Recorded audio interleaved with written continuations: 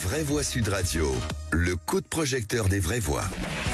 L'argent ne fait pas le bonheur, mais on est tout de même bien content d'en avoir. Pognon, pognon, pognon, pognon, pognon, j'entends parler que de ça tous les jours. Car enfin, pour gagner de l'argent, il faut bien le prendre à quelqu'un. 2500 pièces d'or? Et vous voulez que je trouve 2500 pièces d'or dans le cul d'une vache?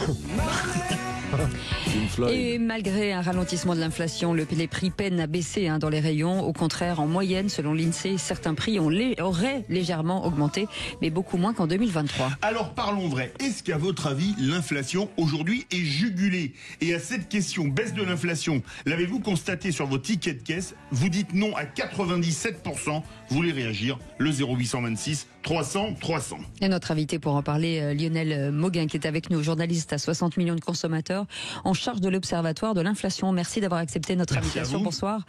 Philippe Bilger, vous qui faites les courses tous les jours. Vous avez raison de le dire, ma chère Cécile, mais si vous me permettez, un milliardaire qui disait devant Alphonse Allais, l'argent ne fait pas le bonheur, Alphonse Allais répondait, rendez-le.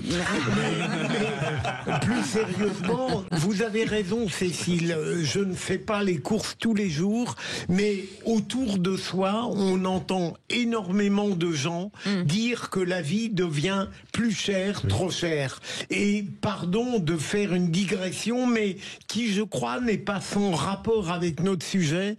J'ai été frappé par un reportage sur TF1 où on montrait à quel point dans les grandes surfaces, les gens désertaient, vous savez, ces caisses automatiques où on fait tout soi-même parce qu'ils trouvaient que, et en définitive, parce qu'ils trouvaient que c'était trop cher, et les grandes surfaces vont remettre de l'humain pour persuader les gens qui devraient acheter davantage. Ça n'est pas un rapport évident, mais je crois tout de même que quand j'entends, encore une fois, mon environnement, ils disent tous c'est trop cher. Alors, ce serait véritablement mépriser cette majorité que de penser qu'elle a tort. Mickaël Sadoun. Bon, alors d'abord, il y a la réalité des chiffres et l'objectivité, c'est que l'inflation sous-jacente, c'est-à-dire l'inflation sans les prix qui sont très variables, type produits énergétiques, etc., elle a quand même bien diminué. Elle est à 1,3%, je crois, cette année en glissement annuel. 4 en glissement. Exactement. Pas en gloussement. Pas en gloussement annuel. Donc, il y a une objectivité, c'est que les politiques monétaires ont permis de faire diminuer quand même l'inflation et que contrairement à ce que certains économistes annonçaient, ça s'est pas terminé en catastrophe monétaire. On a fait ce qu'on appelle un soft landing. Après, derrière ça, il y a évidemment le ressenti des gens. Ils ont l'impression qu'ils payent plus cher, etc. D'où ça vient? À mon avis, ça vient du fait que les salaires en France sont trop bas et qu'ils augmentent trop peu. La France est un pays qui ne produit plus assez, où les salaires n'augmentent pas assez. On le voit, le PIB par tête de la France, c'est 44 000 $. En Allemagne, c'est 54 000 $. Aux États-Unis, c'est 80 000 $. Donc vous voyez qu'il y a un sujet de pouvoir d'achat qui ne dépend pas exclusivement de la montée ou de la descente de l'inflation. Voilà. Absolument. D'ailleurs, en fait, la principale préoccupation des Français, c'est le pouvoir d'achat. Même si ensuite vient bien sûr d'autres sujets. Le pouvoir d'achat, quand même, en priorité. Les gens parlent que de ça. Oui, mais... Ah oui, mais voilà. Mais par contre, vous avez tout à fait raison. Lorsqu'on parle au niveau quotidien, au niveau pratique, c'est parfois, moi par exemple, c'est vrai, j'ai pas l'habitude de prendre le ticket, tu sais, que la caissière on donne plus. Mais maintenant, je remarque que de plus en plus de gens demandent leur ticket pour se rendre compte du montant total, du prix, etc. Est-ce que les remises ont bien eu lieu? Oui, et puis se rendre compte du montant. Et c'est vrai que dans la réalité, moi, j'ai pas l'impression que les prix de la vie quotidienne surtout ont les gens vraiment changé. Beaucoup les bons d'achat, les cartes de fidélité, pour avoir des tarifs un peu plus intéressants. Lionel Mauguin est avec nous, journaliste à 60 millions de consommateurs en charge de l'Observatoire de l'inflation. Alors, est-ce que cette baisse de l'inflation, elle a été générale ou est-ce qu'elle a été, par exemple, hors les produits énergétiques, mais par exemple, ça a été stable sur l'alimentaire, mais sur les produits manufacturés de grande consommation, ça a augmenté. Elle en est où exactement, l'inflation, Lionel Mauguin? L'inflation, elle est pas depuis un an. Quand on parle des taux qui augmentent ou qui baissent depuis un an, moi, j'ai envie de vous dire que les consommateurs, ils regardent les étiquettes. Et les étiquettes, certes, elles se sont calmées, mais elles restent à des niveaux très élevés. Je rappelle, je vais vous donner des chiffres parce que nous, on travaille avec l'Institut Nielsen qui nous donne leurs données. On a pris 10% l'an dernier, 7% l'année précédente. Et depuis le début de la crise inflationniste de 2022, on est à quasiment 16-17%. On a plus 20% pour les marques de distributeurs. Et donc, c'est ça que les gens voient sur les étiquettes. C'est pas l'inflation depuis un an. Et donc, ça reste le problème numéro 1, effectivement, avec la santé. Et on peut le comprendre, puisque aujourd'hui encore, les gens ne parviennent pas à assumer l'achat de leurs courses. Il y a 9 Français sur 10 pour qui c'est un problème, qui compte aujourd'hui, alors avant cette période inflationniste, on était à 30% des Français qui étaient en difficulté financière à cause de la hausse des prix. On est toujours à des niveaux très élevés. En plus de ça, on a moins de promotions dans les grandes surfaces à cause de la loi des Crozailles et aussi au manque de générosité, il faut bien le dire, des distributeurs. Hein.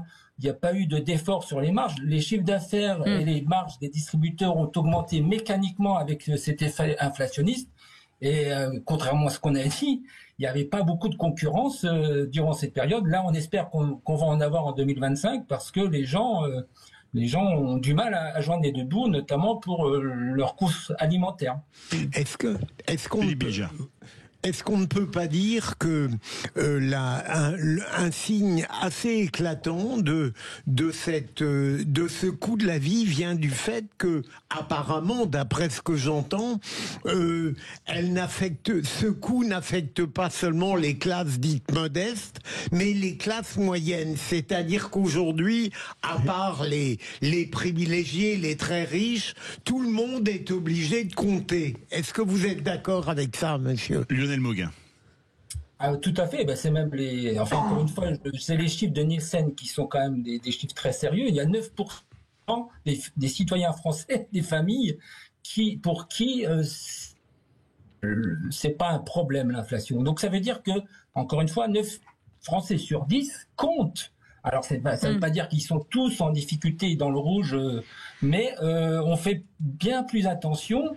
Et pour prendre une image, les gens ont l'impression, et c'est confirmé, que les tickets de caisse sont plus élevés et qu'il y a moins de produits dans leur caddie. On a calculé ça à 60 millions de consommateurs, on avait donné des chiffres.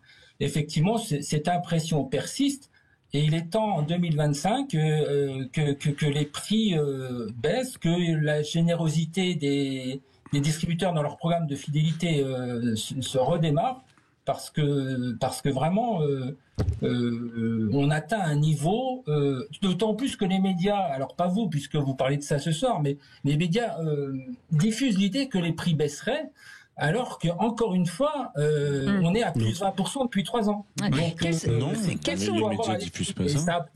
Ça n'a pas baissé, ça s'est arrêté d'augmenter. Les médias diffusent pas ça. Personne n'a parlé de déflation. On parle de désinflation, c'est-à-dire de diminution de l'inflation. C'est-à-dire que l'augmentation est plus lente. Ça, pour le coup, c'est un fait. Après, vous avez raison de dire que l'inflation, elle a duré sur plusieurs années. Mais le problème que je dénonçais tout à l'heure, et je le redis, c'est que les salaires n'ont pas rattrapé l'augmentation des prix. Que je parlais, je crois, il y a 1 an ou 1 an et demi sur ce plateau même, de la revalorisation du point d'indice pour le salaire des fonctionnaires, qui était beaucoup trop bas par rapport à l'augmentation de l'inflation. Et évidemment, tous ces gens-là ont perdu beaucoup de pouvoir d'achat, puisqu'on a eu une inflation à 5%, 6%, parfois sur des produits alimentaires qui atteignaient 10%, etc., alors que leurs salaires, eux, étaient revalorisés que de 1%. Donc naturellement, ils ont eu moins de pouvoir d'achat. Mais je m'oppose plutôt au fait que les médias disent que les prix baissent. Une question sur le caddie, forcément, quels sont les produits aujourd'hui qui sont en perte de vitesse? Est-ce que la viande, le poisson, est-ce qu'on fait moins ces produits-là et plus de pâtes, de pommes de terre, de choses comme ça? Le panier moyen, c'est quoi aujourd'hui?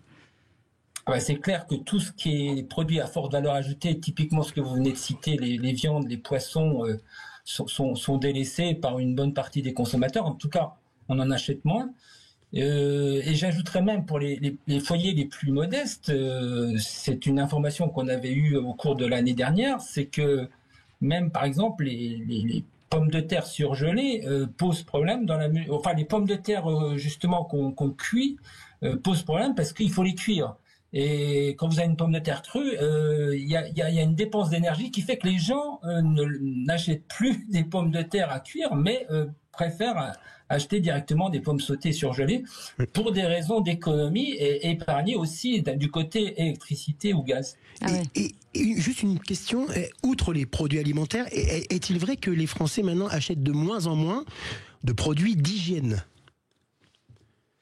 Alors pour le coup, les produits d'hygiène et cosmétiques et l'entretien de la maison ont moins augmenté que les produits alimentaires. Oui. Ça c'est une certitude. Alors c'est pas qu'ils achètent moins, ils achètent ailleurs. Le succès phénoménal et je sais pas si on en parle assez, mais extraordinairement parlant du réseau Action. Ce que j'allais dire. Oui. Qui ouvre depuis 7 ans 2 magasins par an en France par semaine. Il y a des files d'attente tous les jeudis parce qu'il y a des nouveautés chez Action. C'est à la fois très très accessible et puis en même temps c'est du vrai commerce dans la mesure où ça anime bien les magasins. Ces magasins qui sont objectivement moins chers ont pris beaucoup de parts de marché aux grandes surfaces telles qu'on les connaît et c'est là-bas qu'on achète effectivement les produits d'hygiène, d'entretien parce qu'ils sont bien moins chers et Action par sa capacité d'achat a pu maintenir ses prix accessible. Merci beaucoup Lionel Mauguin pour votre expertise, journaliste à 60 millions de consommateurs en charge de l'Observatoire de l'inflation. Merci d'avoir accepté notre invitation. Merci beaucoup Mickaël Sadoun, merci beaucoup René Chiche, merci Philippe Bilger. Dans un instant, Alex Priam est avec nous. Bonsoir Alexandre. Salut tout le monde. Salut Alexandre. Belle soirée de Pro D2. Eh ben oui. Très belle soirée de Pro D2 évidemment. On est maintenant à une semaine du top départ du tournoi à destination. Ça on va en parler. Je peux vous le promettre durant tout le week-end. On va évidemment ce soir évoquer la Pro D2, la 18e journée avec 7 rencontres sur Sud Radio avec Julien Thomas, avec Philippe Spanghero, avec toute l'équipe Sud Radio Rugby pour vous faire vivre cette très belle soirée. Demain c'est top 14, mais c'est aussi sur Sud Radio un week-end aussi spécialisé autour du rugby féminin. On va beaucoup en parler du rugby féminin sur Sud Radio avec notamment le Stade Toulousain qui affrontera Montpellier. Très belle soirée en tout cas en votre compagnie à tous et on vous remercie beaucoup pour cette semaine. Merci beaucoup Maxime et merci beaucoup Aude. Merci Félix et merci Nelly, bien entendu notre équipe. Philippe, on se retrouve lundi. On se retrouve lundi et pour ceux qui sont à Nice demain, on se retrouve à Nice matin pour la conférence sur la justice. C'est de 9h à 19h à peu près. Passez un très bon week-end, faites attention à vous, on vous embrasse. À lundi, salut.